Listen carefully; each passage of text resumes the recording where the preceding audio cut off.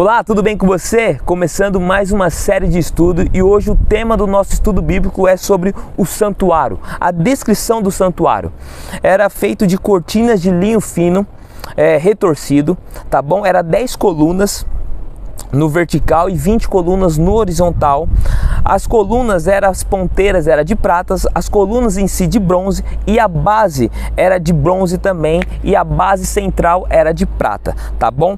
A roupa do sacerdote, dentro as pedras que ficavam no peitoral, era Urim e Tumim, as principais, dando as 12 tribos de Israel, tá bom? E dentro desse tabernáculo, dentro do santuário, tá bom? Era dividido em 3 compartimento, era o lugar santo e o santíssimo, né? E também o pátio. Então, quando você entrava logo de cara, você tinha um pátio a qual eles faziam os sacrifícios. E na frente do santuário, para o leste, também tinha as estacas a todos os utensílios de bronze.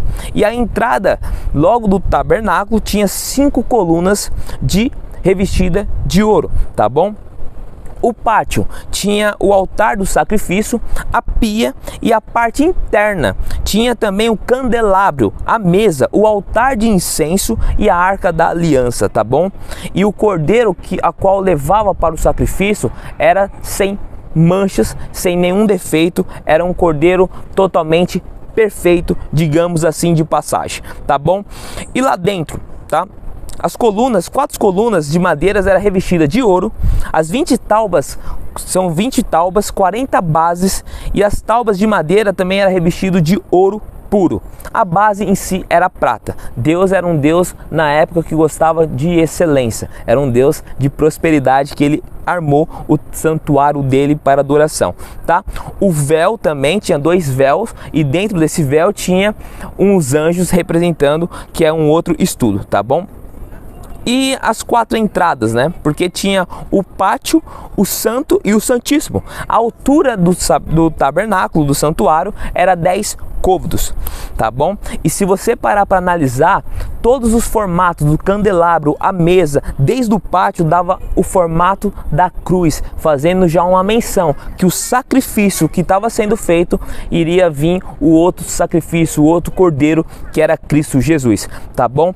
O santuário, qual que era o propósito do santuário, tá? As 12 tribos de Israel ficavam em volta do santuário. Então tinha Benjamim, tinha Manassés, tinha Efraim, o Gade, Simeão, Ruben, Zebulon, Isacar, Judá, Naphtali, Azer e Dan. Depois você pesquisa cada tribo, a quantidade das tribos de pessoas que fazia parte, era milhares, é algo extraordinário. E qual que era o propósito de Deus? Centralizar o santuário no meio dessas tribos. Primeiro, habitação de Deus no meio do seu povo, Êxodo capítulo 25, versículo 8. Ensinar o plano da salvação por meio dos símbolos, Hebreus capítulo 8, versículo 5.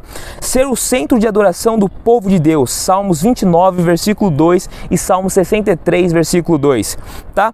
Também prover a expiação, o perdão para os pecados deles, Hebreus capítulo 9, versículo 22 e Levítico capítulo 4, 19, 20. E o último, representar o santuário celestial, conforme Êxodo capítulo 25, 40, que diz também lá em Apocalipse que tem um tabernáculo, que tem um santuário a qual João avistou a arca da aliança no lugar santíssimo, tá? E olha só que interessante. O santuário celestial, se fosse explanar, esmiuçar esse tema, iria de 2 horas a 3 horas para falar sobre esse tema. Mas aqui é o superficial para te dar um gostinho, para você investigar, você estudar mais sobre o santuário, o estudo bíblico, o santuário celestial. Lá em Hebreus capítulo 9, versículo 24 a 26, fala já do santuário celestial.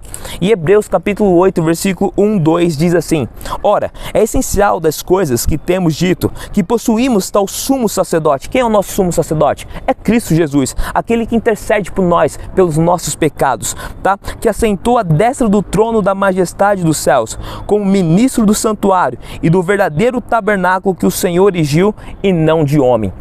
O templo hoje é preciso, é para nós adorar, exaltar, mas esse templo, esse santuário foi o próprio Deus para habitar, para morar junto com Ele e fica ciente, iremos ter um santuário celestial lá na Nova Jerusalém, a qual não vamos precisar fazer todo esse processo, mas iremos ter um santuário onde Deus irá habitar no meio de nós eternamente. No próximo estudo vamos falar sobre o juízo. Quais são as fases do juízo?